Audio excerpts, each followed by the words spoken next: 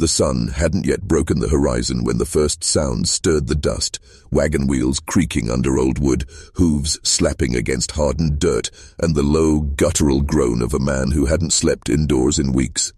Jude Carter, his beard unshaven and eyes like cracked glass, leaned forward in the saddle as though the weight of memory had bent his spine permanently.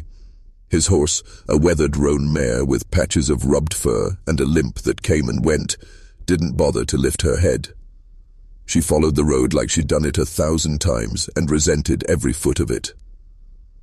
The air was dry and sharp, not a breeze in sight, yet the dust moved anyway, as if it had memory too. Jude's coat hung limp over one shoulder, his shirt collar was sweat-stained and stuck to his neck. In his breast pocket was a single silver coin, cool, smooth, worn almost flat. He fingered it constantly, as though hoping to rub something different out of it. A wish, maybe. A sin. Town rose up from the edge of a shallow ravine, squat and hard like it had grown out of the rocks. Buildings stood half-leaning, sun-faded, windows covered in grime and cheap lace. The church bell was cracked, the saloon never closed, and nothing was ever truly forgotten. Jude had left this place before, walked straight out with the kind of drunk courage that makes a man believe the world might actually be behind the next hill. But the world hadn't been. Just more dust, more whiskey, and silence so loud it choked him. He rode past the blacksmith's with its cold forge and empty racks, past the bakery that no longer sold bread but still smelled faintly of ash and molasses. No one waved.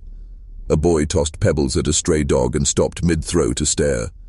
Women pulling laundry back inside shut their windows slow enough to be seen, but fast enough to pretend it wasn't about him. Jude tied the mare at the trough out, sighed what had once been the livery auction but had turned over the years into something else entirely. The sign still read Whitaker's stock trade, but the horses were long gone. Now it dealt in cattle sometimes, junk often, and on Thursdays, people. It was Thursday. A crowd had gathered already, ranchers, drifters, squatters, the occasional merchant looking for cheap help. The men leaned against posts and each other, spitting tobacco juice and laughing like hyenas. A preacher stood to the side, lips moving fast in a silent prayer or a curse, no one could tell. On the makeshift platform, 6 girls stood in a row, dirt on their dresses, sunburns on their necks, and ropes on their wrists. Most of them stared at the ground. One had a bonnet pulled too low. Another had hair chopped unevenly, like someone had taken scissors to it in rage or haste. Jude didn't look at them at first. Didn't need to. It was all the same. Desperation packaged for trade. Hope bled out the eyes. He reached into his coat pocket again, felt the coin, still cold despite the heat. There was no fire left in him, just embers too stubborn to die. "Carter." The voice came from his left, honeyed and dangerous. Emmeline rose, parasol on one shoulder, lips painted like cherry wine. She hadn't aged a day, though her voice had gained an extra edge. "Looking for a cook, or just company you don't have to pay twice for?" He didn't answer. She liked to twist knives with words, and he'd long since grown tired of bleeding. He tipped his hat, barely, and moved toward the back of the crowd.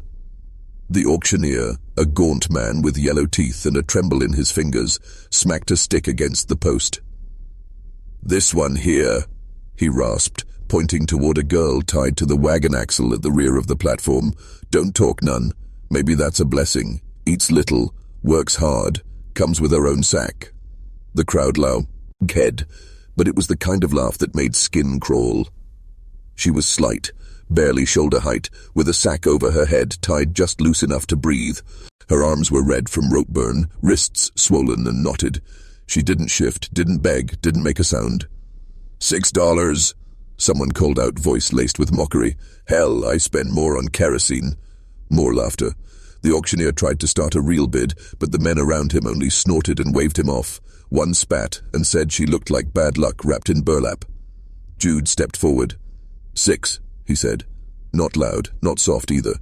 Just certain. Silence cracked the air. Even the preacher stopped mumbling. The auctioneer blinked. "Sold." "Fool," someone muttered behind Jude's back. He didn't turn. He walked to the wagon. His knife was dull, but it cut the rope eventually. Her hands fell limp at her sides. She swayed slightly but didn't fall. Jude reached out, hesitantly, to steady her. She jerked at the touch but didn't back away, just trembled like a dog too long without kindness. He led her toward the horse. She didn't speak, didn't even grunt. He lifted her into the saddle. Her knees knocked once against the stirrup, then steadied. The mare whinnied in complaint at the weight, but stood. They rode out as the town began to talk again. The trail home was longer than Jude remembered. Every bend seemed new. The familiar path turned strange by time and guilt. The girl didn't hold on. She simply sat behind him, rigid, unmoving, the sack still over her head, though the wind tugged at it. The ranch came into view at dusk. A crooked house slouched against the wind. The fence was half down, and the porch sagged like a dying lung. Chickens were gone. The barn door hung by one hinge. Weeds had overtaken the garden. No smoke from the chimney. He dismounted, tied the mare loosely, then helped her down. Her feet hit the ground unsteady, knees locking like she was remembering how to stand. Still, she said nothing. He opened the cabin door. The air inside smelled of mold, cold ashes, and lost time. He lit a lamp, set it on the crooked table, and gestured. She didn't move. "You can take the bed." No response. He fetched stale bread and black coffee, placed them carefully. She sat eventually, tore a piece off the bread with fingers that shook only slightly. She didn't drink. That night, Jude slept in the barn. The bottle he brought with him stayed corked. Not out of willpower, but fear. Fear of what he might remember if it opened. The next morning she was gone. Panic struck quick, then shame. He found her kneeling behind the cabin, hands black with soot, burying a bundle of ashes in the hard earth. He watched without moving. Her back was to him. The wind carried the faint scent of burnt cotton, blue fabric, frayed at the hem. He knew that dress. Had seen it on a summer afternoon years ago, clinging to the back of someone dancing barefoot in a creek. That night, he left a pile of folded linens on the porch. She took them, but left no thanks. He didn't expect any. The third day brought rain, not much, just enough to turn the dust to paste and thicken the silence. He stood at the barn window and saw her moving inside the cabin. Light flickered from the hearth. Her figure cast shadows long and sharp. Then he saw her remove the sack. Hair, short and ragged, shoulders bare, a scar on the back of her neck just under the curve of her collarbone, a pale crescent, familiar in a way that made his stomach cramp. He had kissed that scar once, long ago, in the dark, back when the bed was still warm and laughter still lived in the walls. When he was whole. His breath caught. He stepped back from the window, boots scraping wood, heart thundering so loud it drowned the rain. He felt drunk without drinking, like the world had tilted and he was falling without moving. Inside, she sat at the table, her face turned slightly as those. He sensing him. Her lips moved.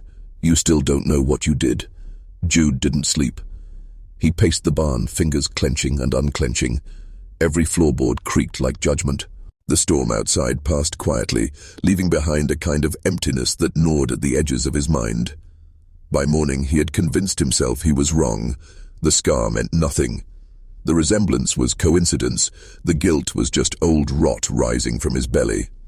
But then he saw her at the pump, sleeves rolled, hands red from cold water. She moved with that same stubborn grace, like she didn't trust the ground beneath her but walked anyway. "Willa." She froze. The handle stopped mid-pump. Her hand white-knuckled the grip. Water splashed and ran.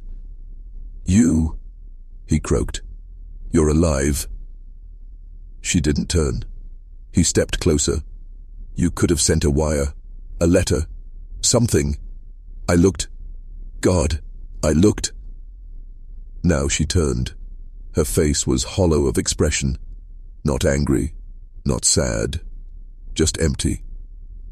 "No," she said. "You didn't." And then she walked past him, quiet, measured, her steps like shovels on his grave. He stood alone, in the yard of the house they'd built together, watching the woman he'd once married carry water past the ghosts he'd left her to drown with, and still she hadn't said a single word about what he'd done. But he remembered. God help him, he remembered everything. The following morning broke sharp and grey, light scraping through the clouds like knives through gauze. Jude stood on the porch, boots soaked from dew, arms crossed, eyes fixed on the place where she'd knelt last night. The earth there had been packed down again, neat and level, but the silence hummed like a taut wire. Willa moved inside the cabin with the same determined efficiency as she had years ago, but without the rhythm. No humming, no sideways glances. She was not performing survival for his benefit. She was simply surviving. He watched her until the kettle shrieked from inside. Then he turned, stepped down from the porch, and walked into the woods behind the barn. Not far, just deep enough where the trees whispered different things, where the weight of the house faded and his breath grew shallow from memory instead of cold. He knelt by the creek, its banks swollen with recent rain, and let the sound cover him. He pulled the coin from his pocket again, rubbed it, flipped it. It landed in the mud. He didn't bother to pick it up. Back at the house, she was sitting by the hearth with a needle in her hand. One of his old shirts lay across her knees, torn where it had caught on barbed wire months ago. She was mending it. For herself? For him? He couldn't ask. She didn't speak to him unless necessary. He was beginning to believe he deserved less than that. "I saw the grave," he said, voice low.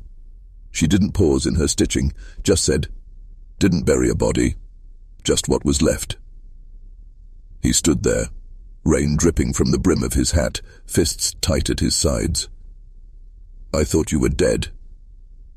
You left before anyone had time to tell you otherwise. You think I ran?" She did look at him then. Eyes like broken sea glass, beautiful, dangerous, impossible to hold. "I know you did." It struck him like a slap. And yet, he said nothing to defend himself, because in a way, she was right. The fire popped between them. Outside, the wind kicked dust against the window panes. Jude sat on the edge of the bench near the door, elbows on knees, eyes fixed on the floor. "I came back," he said. "You came to buy a girl you didn't recognize. I wasn't looking for you, that's true, but I wasn't looking for anyone else either." She returned to her stitching. The silence returned with her. "I went to war," he said after a long moment. "Figured it would make me a man. Fix something in me. Thought dying somewhere else might hurt less than staying here." Willa's hands paused, but she didn't look up. "They sent me home in pieces," he continued. "Not the kind you see. Just the kit, and that hum inside you when it gets too quiet. Took me a long time to believe the war was over, longer still to believe it had ever been worth it." She tied a knot, bit the thread, and set the shirt aside. "I burned this house," she said quietly. "The night they told me you weren't coming back. The porch caught first. The roof went easy. But it rained before the fire reached the floorboards. Some parts stayed standing, stubborn like you." He didn't flinch. "I dug the ashes out with my hands," she went on. "Buried my wedding dress in the orchard, though the trees never grew. That was your brother's idea, remember? Apples. Said they'd root a family." Jude remembered. His brother had smiled with cracked teeth and dreams too big for his chest. Now he was a photograph with a bullet hole through it, forgotten in a war that wasn't even theirs. "Where did you go after?" he asked. Willa leaned back in the chair, eyes drifting toward the ceiling like the answer might be scribbled there in soot. "West, then north, then in circles." "Did anyone help you?" She smiled bitterly. "No one helps a widow without a body." He wanted to reach for her, wanted to take her hands in his, call her by the pet name he hadn't spoken in years, offer the apology he'd carried like a splinter under skin. But he stayed where he was, because he knew she wasn't ready, and neither was he. That night, a knock came at the door. Unusual. Willa answered before Jude could rise. On the stoop stood a man in a pale coat, broad across the shoulders, hat pulled low. His face was clean, his boots polished. a traveler by appearance but not in soul. "Evening," the man said, tipping his hat. "Name's Reese. Looking for a man named Carter. Heard he might have settled back near the river bend." Jude stepped forward. "What do you want?" "Just a word. Reckon I can pay for it, if time's dear." Willa looked between them. Her eyes narrowed. "You can say it here," Jude said. Reese stepped inside without waiting for invitation. Willa closed the door behind him. "I'm part of a crew looking to buy land," Reese said smoothly. "Government contract, rail line expansion, your parcel's on the survey." "Not selling," Jude replied. Reese raised a brow. "Didn't make an offer yet." "Won't matter." Reese smiled without humor. "You're holding on to memory, I get it, but dirt's just dirt when no one's growing in it." Willa stepped forward. "We grow plenty." He turned to her, smile still sharp. "I don't doubt it, miss. But I've seen homes like this before. Folks hanging on by blood and rust." Jude's jaw tensed. "You can go now." Reese didn't move. "You sure? Don't you want to hear the number?" Willa stepped closer to Jude, not touching, just there, standing with him. "We're sure," she said. Reese shrugged. "All right. But if someone else takes your price, don't come crying when the tracks split your barn in half." He left without another word. They watched from the window as he mounted a black gelding and rode toward the hills. That night Willa stood beside Jude on the porch. No words passed between them, but her shoulder brushed his briefly. Just a touch, barely there, but he felt it. He spoke into the dark. "I didn't send for you because I thought you deserved better than a man who came home worse." She said nothing for a long time. Then, "And yet, you bought me like cattle." "I didn't know." "I know. I'm sorry." "Too late," she said, and stepped inside.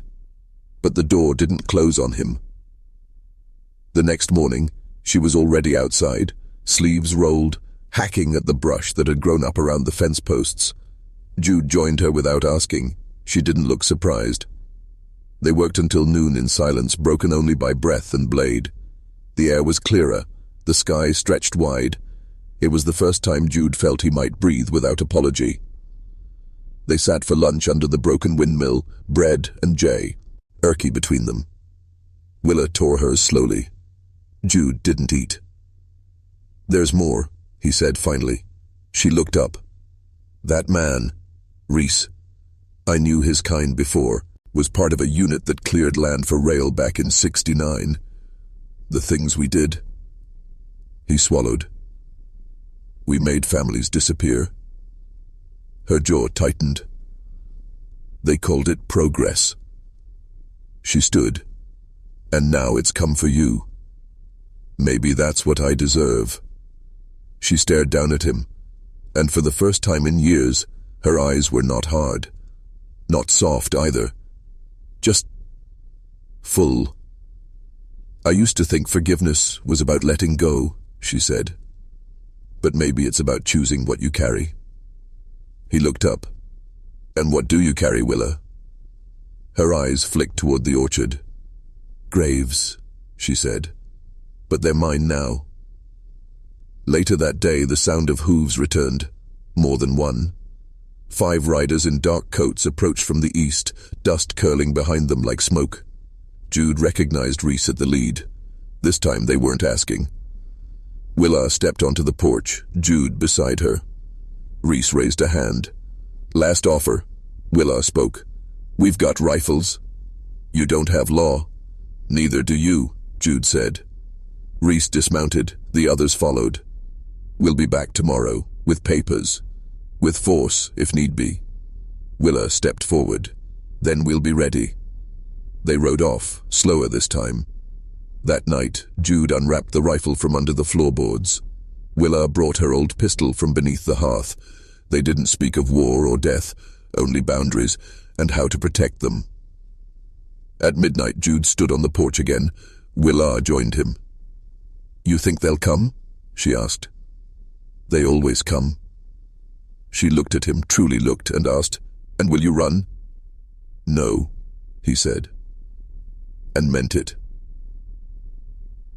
The morning crept in without sound, a pale bruise of light pushing through the warped window glass. Jude hadn't slept. He sat hunched at the edge of the barn loft, elbows on his knees, fingers twitching like a man holding invisible dice. His face hadn't changed, but something inside him had, like the gears of a rusted machine catching teeth after too many years stalled. The bottle at his side remained unopened. He hadn't touched it since she came back. If it was her, it was her. He knew it now. The way she moved, the silence she wore like an old habit, the scar beneath her collarbone. Willa. He used to say her name like a promise. Now it sounded like an apology. Outside, the ranch was quiet except for the slow creak of the pump and the occasional groan of timber shifting under wind. He watched her from the shadows. She was in the vegetable patch again, but not burying things this time. She had cleared away the weeds, turned the soil, lined rows with small rocks, like she still believed something might grow in this place. It struck him as cruelly hopeful. Jude descended the loft ladder with care, boots silent against the warped planks. He paused at the barn doors, steeling himself. Then he walked the path toward her, the gravel crunching under his weight like bones. She didn't turn when he stopped behind her. "You're fixing the garden," he said softly. Willa kept digging. Her hands were red with clay. "You never did like cucumbers," he added. "Always said they tasted like pond water." Her spade struck something hard. She paused, leaned in, tugged at a buried knot of root. When she finally spoke, her voice was hoarse from disuse. "You remember cucumbers," she murmured, "but not where you left me." Jude swallowed. His throat burned. "I thought you were dead," he said. "You never checked." She stood and faced him, hair tangled, skin freckled with sun and pain. Her eyes were hollowed out, the way tree stumps are after fire, blackened but still standing. She didn't blink. "I searched," he muttered. "I asked at the mission post, the traveling preachers, the Choctaw camps." "You asked after," she said. Her voice sharpened now. "After the bottle was empty. After the barn door rotted off its hinges. After you spent me like coin and forgot to come back." He winced. The wind stirred. A hawk wheeled overhead, crying out once before vanishing beyond the rise. "I came for you," he said, quieter now. "No, Jude," she said. "You came for something to fill the silence. You thought you bought a stranger, but you came home with your shame tied in rope." She turned away, walked toward the side of the house where the shadows still clung like cobwebs. Jude followed. Each step felt heavier. They stopped near the corral, where the fencing had collapsed in on itself. Willa leaned against a post and stared out at the hills. The silence stretched between them, tight and trembling like a snare wire. "I buried the baby there," she said suddenly, pointing beyond the tree line. "You were passed out in the barn, thunder cracking like hell, tearing itself apart. I screamed until my throat bled." Jude closed his eyes. The memory came like a flood, flashes of red lightning, the sound of hooves in mud, her voice distant and fading, his own anger, reckless and flaring. He had slammed the door, left her, thought she was just crying wolf again, thought she'd be fine come morning. When he opened his eyes, she was watching him, not with hatred, not even anger, just absence. "I can't undo it," he whispered. "Can't go back." "No," she said, "but you can stop pretending you ever tried." A long breath passed. He nodded slowly, then dropped to the dirt. Sat beside the ruined fence, the way he used to when fixing tack or nursing a busted rib from a bar fight. He looked down at his hands. "You ever think about how easy it is to lose someone?" he asked. "One bad day, one wrong word, a bottle instead of a lantern." Willa said nothing. Jude looked up. "I don't expect forgiveness." "You wouldn't know what to do with it," she said. A horse snorted from the barn. The wind picked up, distant thunder, far off. Then, hoofbeats, fast, closing. Both turned toward the sound, dust rising over the ridge. Riders, 4, maybe 5, moving like they knew where they were going. Jude stood, hand instinctively going to the revolver still strapped to his thigh. The leather creaked as he shifted his weight. "Friends of yours?" Willa asked, her tone flat. "Not unless they're here to collect on debts I already buried," he muttered. The riders slowed as they crested the rise. One broke ahead of the others, tall in the saddle, face shadowed by a flat-brim hat. He didn't speak until he was close enough to smell sweat and dust. "Jude Carter," the man called. "Been a long trail." "Too long," Jude said, stepping forward. "State your business." The rider grinned, teeth gold-capped and yellowed. "You left town with property unpaid. Sheriff says that's theft." $6, Jude said. "Paid fair." "Not for her," the man said, glancing toward Willa. "Turns out she ain't some stray. Word came in last night. She's the Carter woman. Wife, not whore." Silence. Jude's hand curled. "What's it to you?" "Well, reckon a man don't get to buy what he already owns," the rider said. "Sheriff figures that makes her stolen, and we're here to collect." He dismounted. 3 others followed suit, rifles slung casual but ready. The 4th man stayed mounted, reins tight in his gloved fist. Jude stepped in front of Willa. "Over my body." The man's grin widened. "I was hoping you'd say that." The silence cracked like a matchstick. Jude's fingers hovered just above the revolver at his hip. Every instinct in him screamed for restraint, but there was no mercy in the glint of those men's eyes. Not lawmen, not deputies, just scavengers in borrowed dusters, using the sheriff's name to excuse their hunger. And behind them, Willa stood like a pillar of wind-blown stone, silent, unmoved, but ready. He didn't have to look to know she had a blade tucked somewhere in her skirts. He could feel it, the way a storm feels its own lightning. "You got untied?" "On the count of 3, said the man with gold teeth, fingers twitching near his holster. "Turn her over, and we let you walk." Jude spat in the dirt. 1. The first shot rang before the word finished leaving his mouth. Not his. Willa's. Her derringer flared from beneath her shawl, sending one of the other men staggering back, clutching his throat. Blood pumped like oil from a split seam. He crumpled. The others moved fast. Too fast. Jude didn't wait. His colt barked twice, once into the thigh of the gold-toothed leader, the second taking out the reins of the horse still mounted, sending both beast and rider crashing sideways. The chaos cracked open like dry bark under pressure. Rifle fire split the air. A slug punched through the fence post where Jude had just been. He dove sideways, rolled, came up behind the watering trough. Willa darted behind the porch column, reloading with terrifying calm. The man with the rifle was on the move, flanking. Jude popped up, took aim, and fired. Missed. The shooter ducked low, but Willa's second shot found its mark, clean through the chest. He dropped hard. Now there were 2. Goldtooth on one knee, wheezing, blood spreading under his duster. And the last one, shaking, panicked, scrambling to reload. Jude advanced. The man raised his rifle with trembling hands, mouth wide open, breath coming in sharp, terrified gasps. "I didn't sign on for this," he stammered. "I didn't—" Jude shot him in the shoulder. The man screamed, fell backward, and began crawling away through the brush, clutching his arm. Jude let him go, no reason to kill a man already broken. He turned to Goldtooth. The bastard was laughing now, blood bubbling at the corners of his mouth. "She's got more coming," he rasped. "You don't know what she is?" Jude crouched beside him. "I know exactly what she is," he said. "She's mine." The man gurgled one final curse before the light slipped from his eyes. Silence again. The wind carried the copper tang of blood and smoke. Jude stood slowly, holstering his revolver. His hands were steady now. The ache in his bones quieted. Around him, the corral was scattered with ruin, splintered posts, bodies cooling in the rising sun.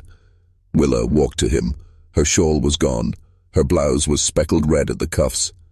"You all right?" he asked. She nodded. "You?" "I've been worse." A pause stretched between them. Then she stepped closer, eyes searching his. "I didn't shoot for you," she said. "I know. But I didn't miss for you either." They stared at one another. Then together they began dragging the bodies to the back gully. No words passed between them during the work. Only the rhythm of labor, the grunts, the scrape of boots, the splash of blood-soaked cloth against dry earth. When they were done, Willa stood with her hands on her hips and stared into the shallow pit. "We should burn them," she said. Jude looked at her. "No one's coming?" "They'll come," she replied, "but they'll find bones and stories. Nothing more." So they set fire to the dead and watched until ash blew into the sky like black snow. Later, they sat on the porch steps, the bottle between them now open but barely touched.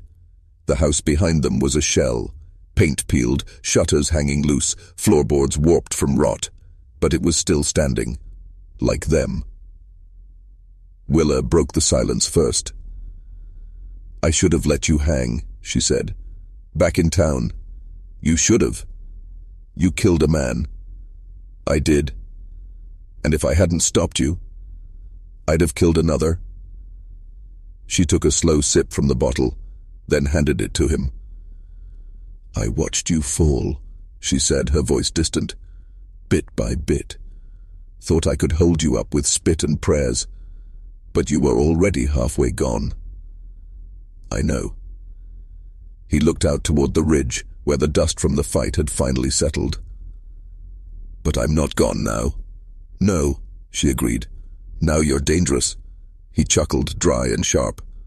"Always was." She tilted her head. "Not like this. You're dangerous because you've got nothing left to lose." Jude turned to her then, eyes hard but honest. "I've got you." Willa didn't smile, but she didn't look away. "You don't get to say that yet," she said. "I'm saying it anyway." They sat in silence for a long while. Afternoon drifted in behind a cloud bank, cooling the air. The fire out back had smoldered down to nothing. The wind carried only the scent of dry grass now. Finally, Willa stood. "There's a map in the drawer inside," she said. "Old trails, mountain routes. I marked one." "Where to?" "North, toward the river bend." He nodded. "Why?" "Because I buried the past here," she said. "And it's starting to smell." Jude stood too. "What about the ranch?" Willa glanced at it, just once. "Let it rot." He followed her inside. The house was just as he'd left it that day, layers of dust, broken furniture, walls thick with silence. But now the silence felt like a book closing. Not forgotten, just finished. In the corner, the rocking chair creaked, empty. The ghost of a child's cry still lived in the floorboards. He pressed his hand to the wall and whispered something he didn't even know he'd remembered. They packed quickly. The essentials, a pair of rifles, Willa's blade, a flask, one faded photograph in a cracked frame, him and her before the rot, faces sun-washed and wide-eyed. They didn't speak as they saddled the horses. When they finally rode out, dusk was curling along the horizon. They passed the edge of the property, crossed the dry creek bed, climbed the narrow pass between two split stones. At the top of the rise, Jude paused, looked back. The ranch sat in the distance, the barn roof sagging, the windmill still. A single curl of smoke rose from the burn pit like a last breath. Then he turned away. They rode on, toward the bend in the river, toward something that might be hope, or justice, or just a clean place to rest. But this time they rode together, and neither of them looked back again. The rain fell harder that night, but Jude didn't flinch, not anymore. Some truths can't be outrun, some ghosts you ride beside till the end. If this story struck something in you, the cost of choices, the weight of silence, the flicker of love in ruin, then don't let it pass quiet like the prairie wind. Like this video if you believe redemption can come too late, but still be worth chasing. Comment below, what would you have done if you were Jude? Subscribe to this channel for more frontier tales, stories carved from dust, regret, and the kind of truth that only rides in when the whiskey runs dry. This was A drunk rancher bought the girl for $6 and found his wife tied in the barn. Until next time, ride careful. And remember, out here, every scar has a story.